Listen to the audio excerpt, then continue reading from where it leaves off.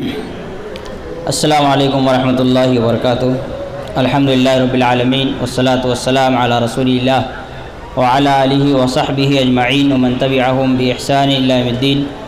اشہد ان لا الہ الا اللہ وحدہ لا شریک لہ واشہد ان محمدا عبدہ ورسولہ، اما بعد۔ یہ آنکھوں کے سامنے اتنی لائٹ ہے کہ کچھ دکھائی نہیں دے رہا ہے کہ سامنے کیا حال ہے یا نہیں ہے۔ کچھ چیزیں ایسی سمجھ میں آ رہی ہیں کہ لوگ کھڑے ہیں۔ میری ان سے درخواست ہے کہ بس کچھ اور دیر آپ لوگوں کو شرکت کرنی ہے۔ آپ لوگوں سے درخواست ہے کہ بیٹھ جائیں۔ 10:30 بجے تک کا ٹائم ہے۔ انشاءاللہ میں اپنے وقت پر ہی بات ختم کرنے کی پوری کوشش کروں گا۔ میرا جو موضوع ہے وہ یہ ہے کہ فتنوں کے دور میں مسلمانوں کے کیا احوال ہیں، اور کتاب اللہ اور سنت رسول اللہ صلی اللہ علیہ وسلم کی روشنی میں اس کو کیسے سدھارا جائے اور کس طرح سے اس کو درست کرنے کی کوشش کی جائے۔ فتنوں پر اگر گفتگو کریں گے تو ہم ایک ایسے حال میں کھڑے ہیں، ایک ایسے دور میں کھڑے ہیں، ایک ایسے لمحات ہم پر سے گزر رہے ہیں کہ یہ گھڑیاں چاروں طرف سے انسان کو فتنوں میں مبتلا کر رکھی ہیں۔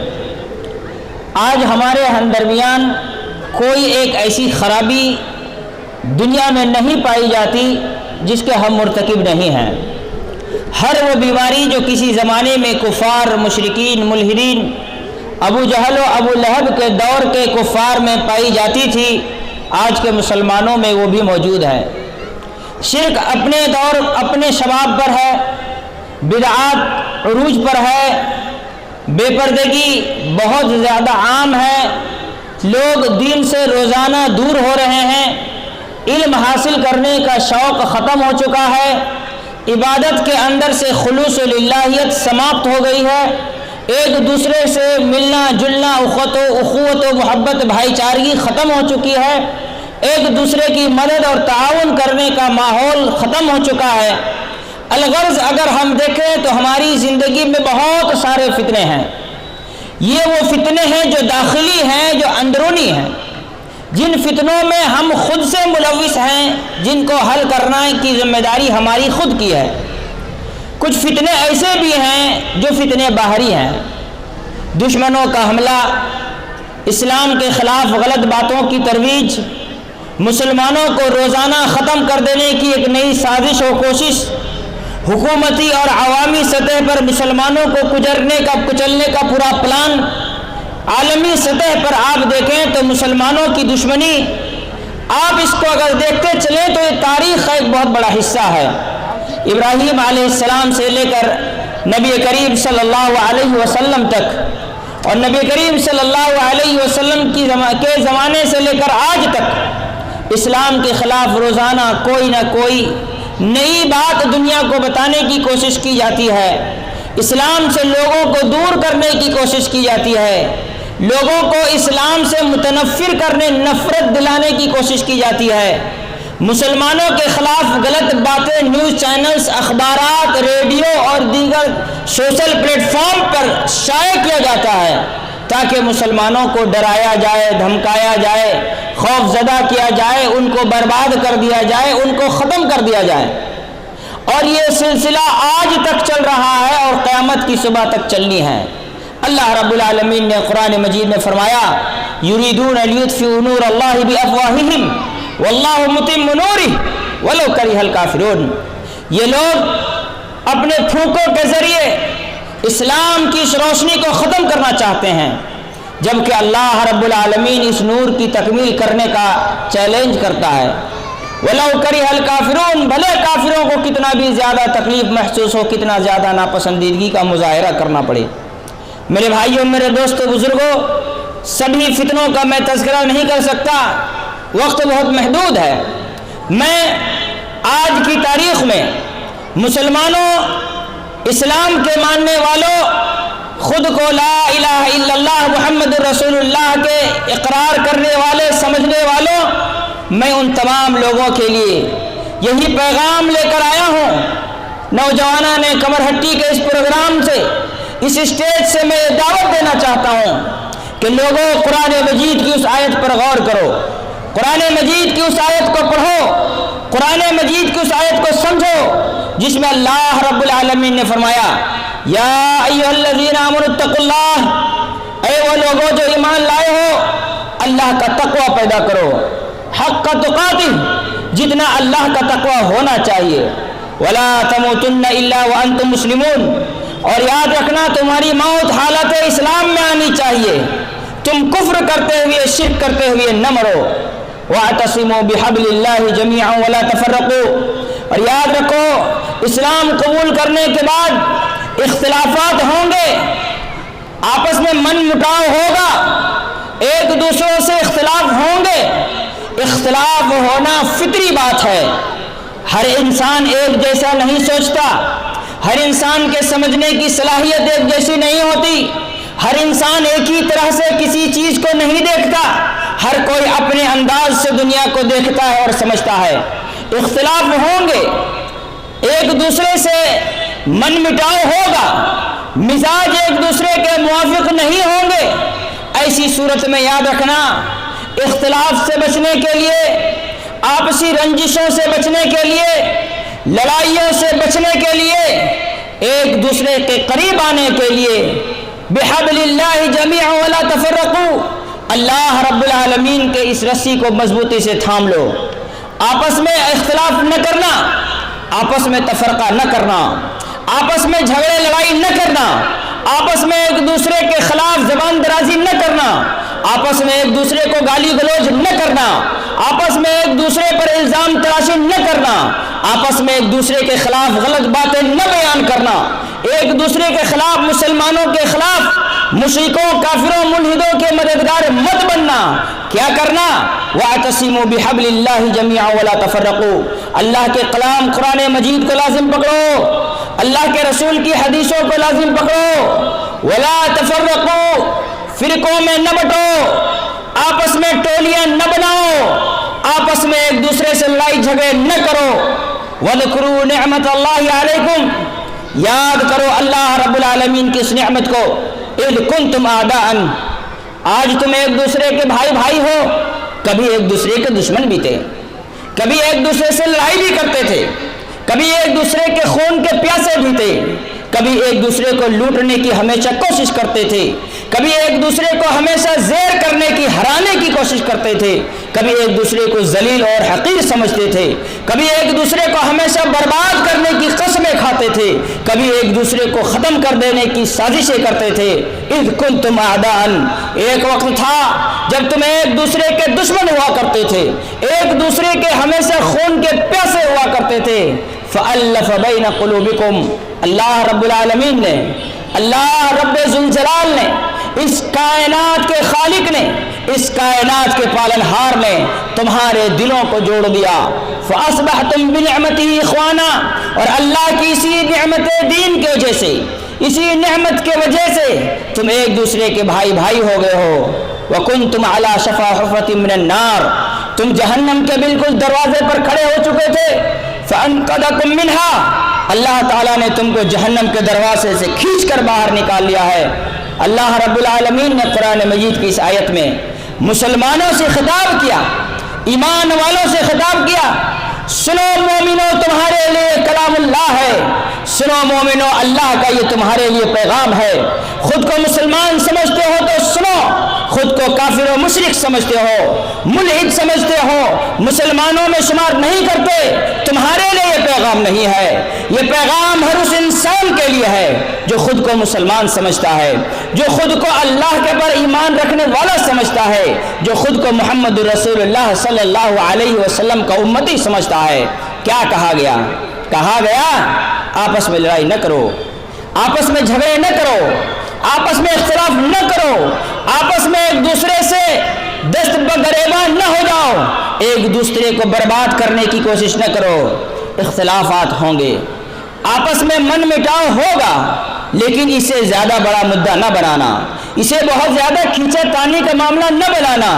اللہ نے فرمایا وَلَا تَنَازَعُوا فَتَفْشَلُوا وَتَذْهَبَ رِيحُكُمْ، یاد رکھو کھینچا تانی سے پرہیز کرو، اگر کوئی مسئلہ ہے جس میں تمہارا اختلاف ہے کسی سے، تم اپنا اختلاف بیان کر کے اپنی ذمہ داری سے بری ہو جاؤ۔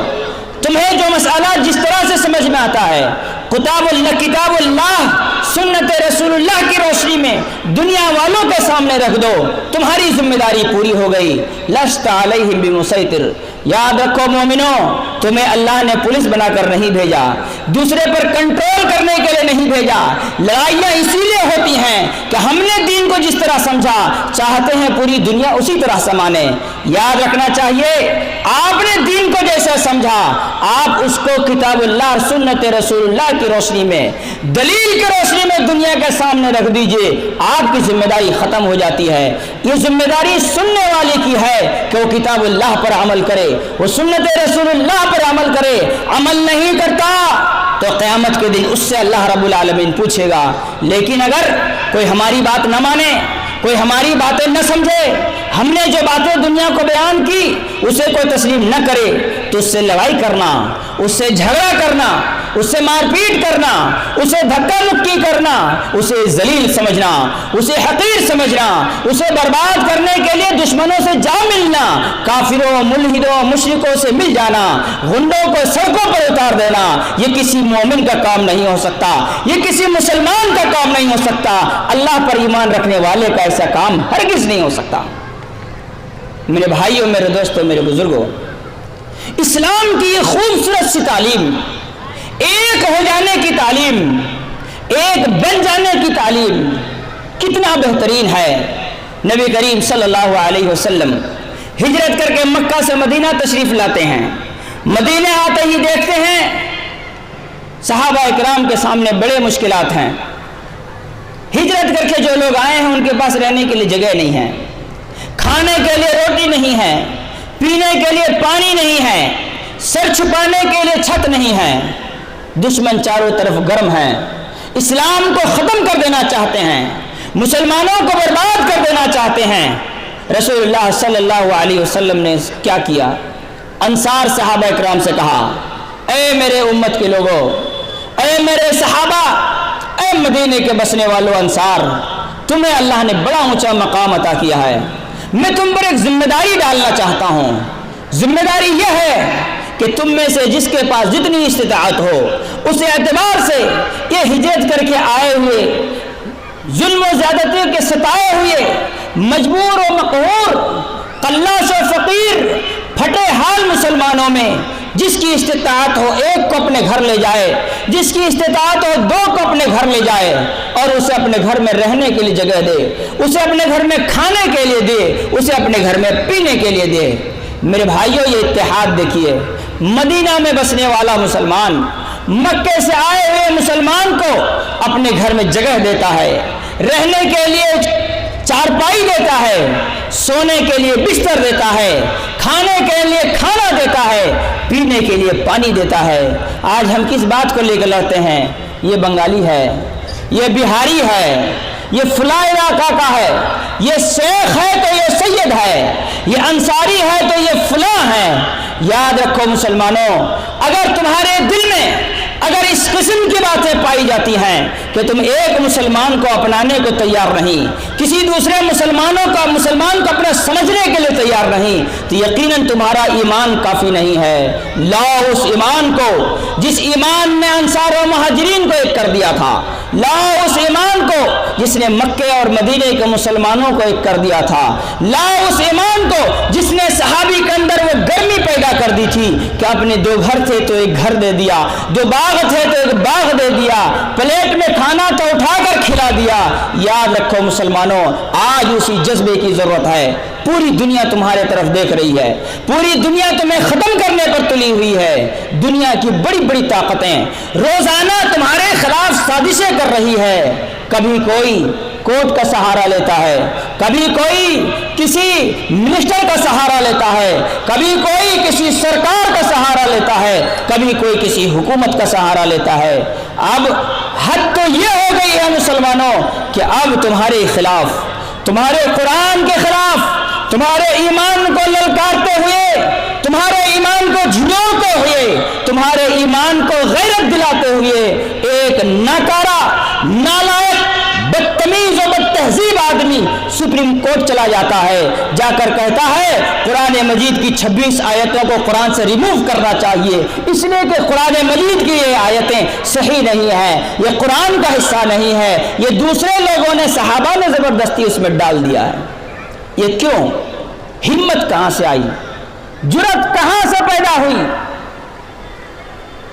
उस इंसान को सुप्रीम कोर्ट जाने से पहले दिल में धड़कनें क्यों नहीं तारी हुई, दिल क्यों नहीं लर्जा, कलम उठाते वक्त हाथों में कपकपी क्यों नहीं तारी हुई? इसलिए क्यों जानता है अभी हम अगर इस मामले को लेकर के आगे बढ़ेंगे तो सब अपने अपने घर बचाने के चक्कर में अपने घरों में बैठे रहेंगे। किसी के अंदर ये हिम्मत नहीं होगी, किसी की गैरत उसे नहीं झिंझोड़ेगी, किसी का ईमान उसे इस कदर मजबूत नहीं बनाएगा कि वो आकर सामना करे, मुकाबला करे, आए और इस बात को बयान करे कि पूरी उम्मत मुस्लिमा इस बात पर मुत्तफिक है कि कुरान मजीद की आयतें न माज़ी में कभी मिटाई गई थी, न मुस्तक़बिल में कभी मिटाया जा सकता है। ये क्यों? वो जानते हैं, उन्होंने इम्तिहान ले किया है, उन्होंने तुम्हें परख लिया है, उन्हें तुम्हारी औकात पहचान ली है, उन्होंने तुम्हारी हैसियत को जान लिया है कि आज अगर मैं मामला लेकर के जाऊं तो लोग अपनी अपनी मस्जिदों में बातें करके खामोश हो जाएंगे, मैदान में कोई नहीं आएगा। मैं एक बात बताता हूं, इस बात पर गौर करें। आज ये मसला लेकर पूरे के पूरे एक हफ्ता हो चुके हैं, एक हफ्ता गुजर चुका है। अब जानते हैं हिंदुस्तान के दस्तूर के मुताबिक, ताज़ियात हिंद के मुताबिक, इंडियन पेनल कोड के मुताबिक उसमें सेक्शन 499 साफ अल्फाज में उसका फर्स्ट एक्सप्लेनेशन जो दिया हुआ है उसमें इस बात का तज़किरा है किसी मरे हुए इंसान के बारे में भी गलत बयानी करने से मानहानि का केस होता है, डिफेमेशन का केस होता है, हद के इज्जत का केस होता है। अबू बकर सिद्दीक, उमर फारूक, उस्मान गनी रिजवानुल्लाहि अलैहिम अजमईन के बारे में ये आदमी, ये खबीस, ये मलऊन कहता है इन्होंने जुल्म करते हुए कुरान मजीद पर ये आयतें ला करके दाखिल कर दी है। इन मरे हुए लोगों के इज्जत और आबरू की हिफाजत के लिए पूरे हिंदुस्तान के कितने वकील हमने इकट्ठा किए हैं, कितनी तंजीमों ने मिल करके उसके खिलाफ मानहानि का केस अपने अपने इलाकों के कोर्टों में दायर कराया है। कितने लोग आगे बढ़कर इस मसले का जवाब देने की तैयारी की है? कुछ नहीं, बिल्कुल नहीं, जरूरत नहीं, कोई भी एहतियाज नहीं, कोई इसी के लिए तैयार नहीं। सिर्फ हर इंसान कुल्लु हिज़्बिन बिमा लदैहिम फरिहून, हर मस्जिद का मौलवी अपने पेट के पीछे पड़ा हुआ है, हर मस्जिद का मुतवल्ली अपनी कुर्सी बचाने में लगा हुआ है, हर तंजीम का सदर अपना ओहदा बचाने में लगा हुआ है, हर ऑर्गेनाइजेशन के मेंबरान अपनी उल्लू सीधा करने में लगे हुए हैं। आओ अपनी ईमान को जगाओ, अपनी गैरत को ललकारो। जमा हो मेरे कौम के जुसूर व गयूर, जमा हो मेरे कौम के जुसूर व गयूर, कलंदरी मेरी कुछ कम सिकंदरी से नहीं। याद रखना मोमिनो, मुत्तहिद हो तो बदल डालो निज़ाम गुलशन, मुंतशिर हो तो मरो शोर मचाते क्यों हो। हर जगह जुल्म हो रहा है, जुल्म हो रहा है, जुल्म हो रहा है। अल्लाह के बंदे, इस जुल्म से बचने के लिए तूने कौन सा कदम उठाया है? कभी एक हुआ, बैठा, कभी एक जगह जमा हुए, गुफ्तगू की, इस मसले को हल करने की कोशिश की? जरा मुझे कोई जवाब दे। क्या बरेलवियों का कुरान अलग है, शाफियों का कुरान अलग है, मालिकियों का कुरान अलग है, हम्बलियों का कुरान अलग है, अहलुल हदीस का कुरान अलग है, शियों का कुरान अलग है, ज़ाहिरियों का कुरान अलग है? क्या इनमें से कोई एक मसलक का इमाम खड़ा होकर कह सकता है कि कुरान मजीद की इन आयतों पर जो इतराज़ है मैं उससे इत्तिफाक रखता हूँ? कोई नहीं कहता, सब इसके मुखालिफ हैं। लेकिन एक होकर बैठने के लिए कोई लाया है अमल तैयार करने के लिए कि मुस्तकबिल में ऐसी हरकत कोई ना कर सके। इसके लिए कानूनी चारा जोई हो, कानूनी कार्रवाई हो, कानूनी लड़ाई हो। हम और कोर्ट तक पहुंचे, हम वकीलों तक पहुंचे, کبھی کسی نے سوچا، کبھی کسی نے کوشش کی؟ 1 ہفتہ ہو گیا ہے، 1 ہفتہ! کتنے بے غیرت ہیں ہم، کتنے لاچار ہیں ہم، کتنے مجبور ہیں ہم. ہماری زندگی، مجھے ڈر ہے کہ کہیں میں مر نہ جاؤں، مجھے ڈر ہے کہ کہیں میں مر نہ جاؤں. زندگی پر عبارت ہے کرے جیے جانے سے. شاعر کہتا ہے کہ اگر میری ضمیر مر گئی تو میرا زندہ رہ کر کوئی فائدہ ہونے والا نہیں ہے. آج ہماری ضمیر مر چکی ہے، ہم زندہ لاش ہیں، ہم زندہ لاش ہیں. یاد رکھو اللہ نے کیا کہا، یا ایھا الذین آمنوا اتقوا اللہ، اے وہ لوگوں جو ایمان لائے ہو تقوی اختیار کرو. اگلی آیت میں کہا واعتصموا بحبل اللہ، اللہ کی رسی کو مضبوطی سے تھامو. مطلب یہ ہوتا ہے کہ لوگوں صرف نماز میں تقوی کی ضرورت نہیں ہے، صرف روزوں میں تقوی کی ضرورت نہیں ہے، حج اور زکات میں تقوی کی ضرورت نہیں ہے، معاملات کو سدھارنے میں بھی تقوی کی ضرورت ہے، اتحاد کے لیے تقوی کی ضرورت ہے، مل جل کر بیٹھنے کے لیے تقوی کی ضرورت ہے، ایک دوسرے کے ساتھ بیٹھنے کے لیے تقوی کی ضرورت ہے. لڑتے وقت تقوی ہونا چاہیے، جھگڑتے وقت تقوی ہونا چاہیے، اختلاف کو تقوی ہونا چاہیے. کبھی بھی کسی سے تمہارا مزاج نہ ملے تو وہ بھی تقوی کے بالکل پیرامڈ پر بالکل پرفیکٹ بیٹھنا چاہیے، نہیں تو تمہارا اختلاف تمہیں جہنم تک لے جا سکتا ہے. کیوں کہا اللہ تعالیٰ نے وَكُنْتُمْ عَلَىٰ شَفَا حُفْرَةٍ مِّنَ النَّارِ؟ یہی اختلاف تھا جس نے تمہیں جہنم کے دروازے پر کھڑا کیا تھا، یہی اختلاف تھا جس نے تمہیں اللہ رب العالمین کے غیظ و غضب کا مستحق بنایا تھا. عالم اسلام کا یہی حال ہے، ہمارے ملک ہندوستان کا یہی حال ہے، ہمارے شہر کلکتہ کا یہی حال ہے. ہم کسی سے ہاتھ ملانے کو تیار نہیں. یاد رکھو مسلمانوں، منفعت ایک ہے اس قوم کی، نقصان بھی ایک، حرم پاک بھی، اللہ بھی، قرآن بھی ایک. اللہ کے رسول صلی اللہ علیہ وسلم 2 نہیں تھے، اللہ رب العالمین کی ذات 2 نہیں ہے، قرآن مجید 2 نہیں ہے، اس قوم کا نفع و نقصان 2 نہیں ہے، سب کے سب ایک ہیں. حرم پاک بھی، اللہ بھی، قرآن بھی ایک. کچھ بڑی بات تھی ہوتے جو مسلمان بھی ایک. اللہ اکبر، کچھ بڑی بات تھی ہوتے جو مسلمان بھی ایک. یہ کوئی بڑی بات نہیں ہے کہ مسلمان ایک ہو جائیں، بڑی آسان چیز ہے. دلوں کو صاف کرو، دلوں سے کدورت نکالو، اختلاف کو ختم کرو، ایک دوسرے کے ساتھ مل بیٹھو، اسلام کے لیے کھڑے رہو.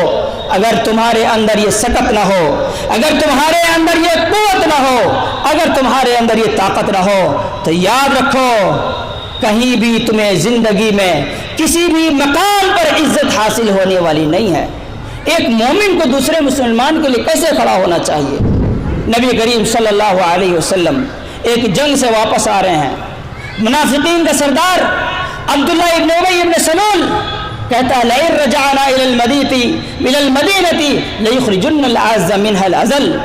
اگر ہم مدینہ واپس جائیں تو جو عزت دار لوگ ہیں، یعنی مدینے کے مول نواسی، وہ مدینے سے ذلیل لوگوں کو، یعنی مکے سے آئے ہوئے مہاجرین کو نکال دیں گے. سب خاموش، کسی نے کچھ نہیں کہا. سفر طے کر رہے ہیں، آگے بڑھ رہے ہیں. جیسے ہی مدینے کے گیٹ پر کھڑے ہوئے، مدینے کے گیٹ پر پہنچے، فوراً اسی کا بیٹا صحابی رسول عبداللہ تلوار لے کر گیٹ پر کھڑے ہو گئے. اپنے باپ سے کہا مدینہ عزت داروں کے لیے ہے، تجھ جیسے ذلیلوں کے لیے نہیں ہے، تجھے مدینے میں داخلے کی کوئی اجازت نہیں ہے. وَلِلَّهِ الْعِزَّةُ وَلِرَسُولِهِ وَلِلْمُؤْمِنِينَ.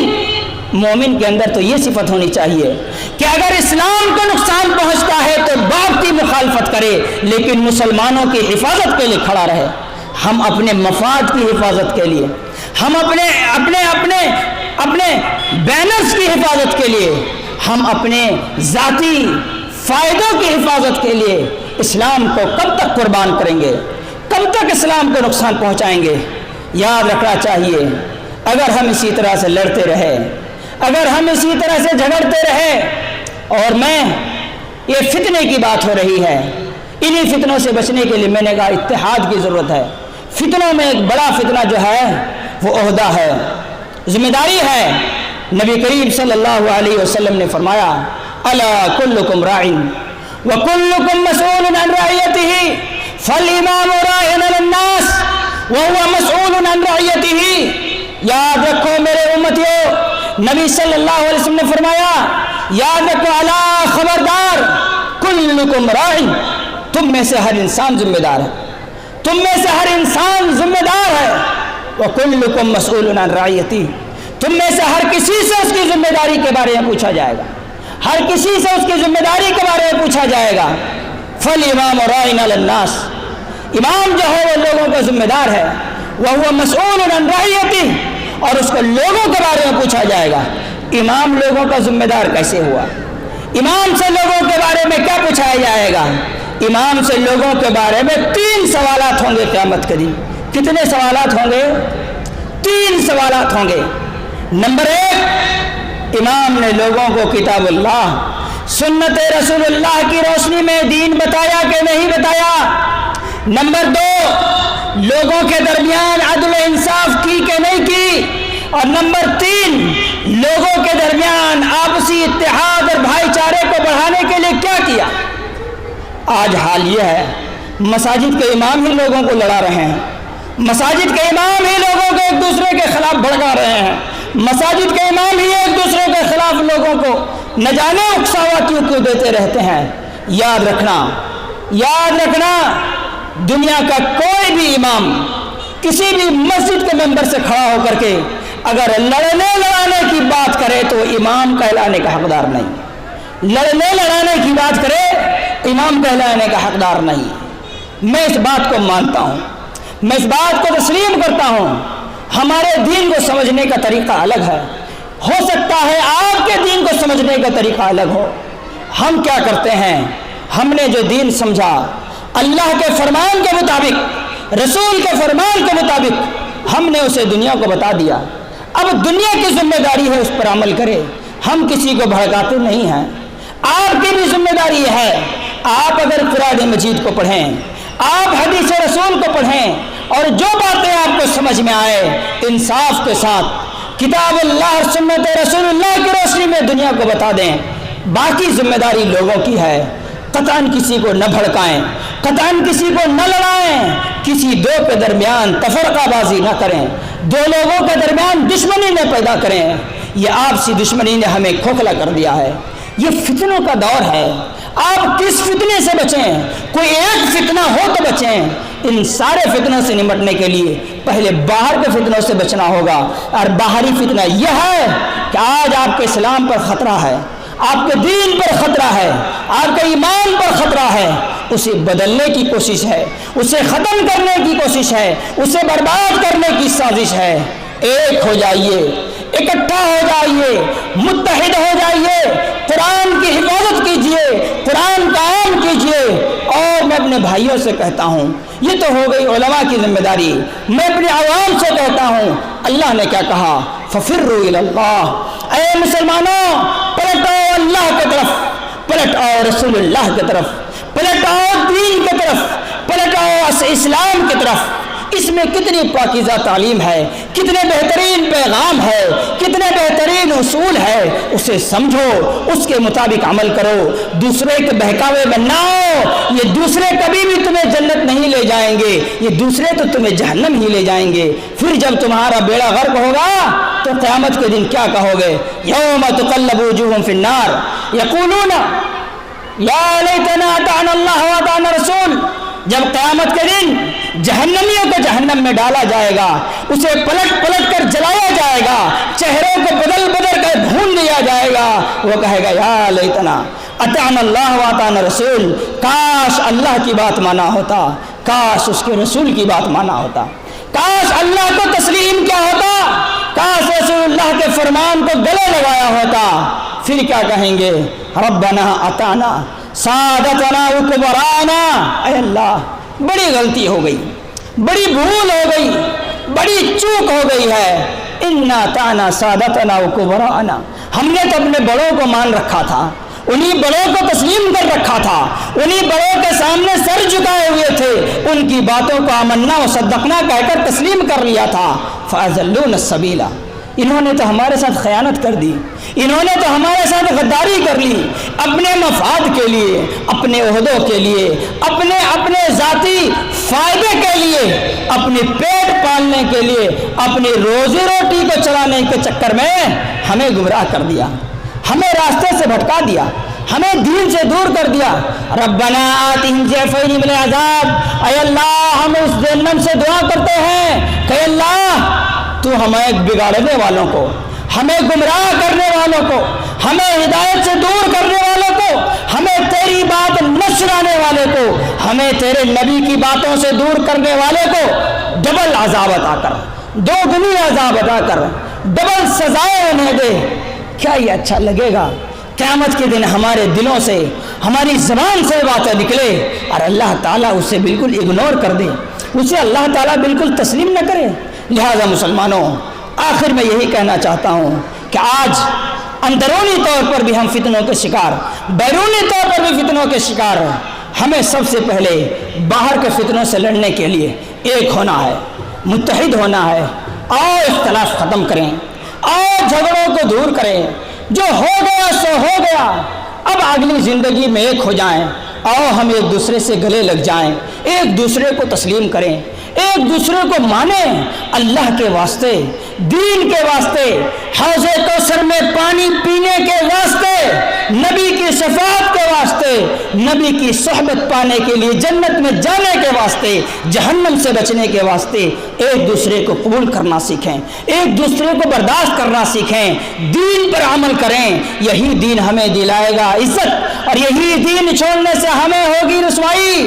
اگر ہم نے آج نہ جانا تو کل ہمیں صرف اور صرف اپنے افسوس کے ہاتھ مسلنے رہ جائیں گے۔ لہٰذا آئیے ایک دوسرے سے گلے ملیں، ایک دوسرے سے مل جل کر کے زندگی گزاریں، اللہ سے دعا کریں کہ اللہ جس نے ہمیں تکلیف پہنچائی اسے معاف کرنے کی توفیق دے، اور جسے ہم نے تکلیف پہنچائی ہے الہ العالمین اس کے دل میں ہمارے لیے رحم پیدا کر دے۔ دعا کریں۔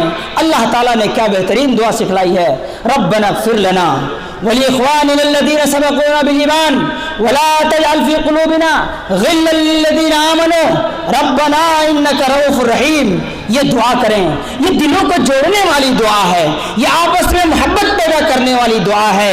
آپ کے یہاں مساجد میں ائمہ ہیں، ان کو قرآن کی آیت معلوم ہے، انہیں قرآن کی یہ دعا معلوم ہے، اس دعا کو ہر حال میں یاد رکھیں، روزانہ اس کا اہتمام کریں، اور اللہ کے واسطے، دین کے واسطے، اسلام کے واسطے ایک ہو جائیں۔ میں آج کے اس پروگرام کو منعقد کرنے والے کمرہٹی کے ان نوجوانوں کو مبارکباد دیتا ہوں کہ انہوں نے آج یہ پروگرام منعقد کیا۔ دل میں بڑی چاہت تھی، سوچ کر کے آیا تھا کہ بہت ساری باتیں آپ کے سامنے رکھوں گا، مگر دل بس یہی کہتا ہوں کہ دل کو بہلانے کے لیے غالب یہ خیال اچھا ہے کہ میں نے کم از کم امت کو ایک ہونے کی دعوت تو دی، جو بیرونی مصیبتوں سے نجات کے لیے ہمارے لیے بہت بڑا ہتھیار ثابت ہوگا، بہت ہی بڑا ڈھال ثابت ہوگا۔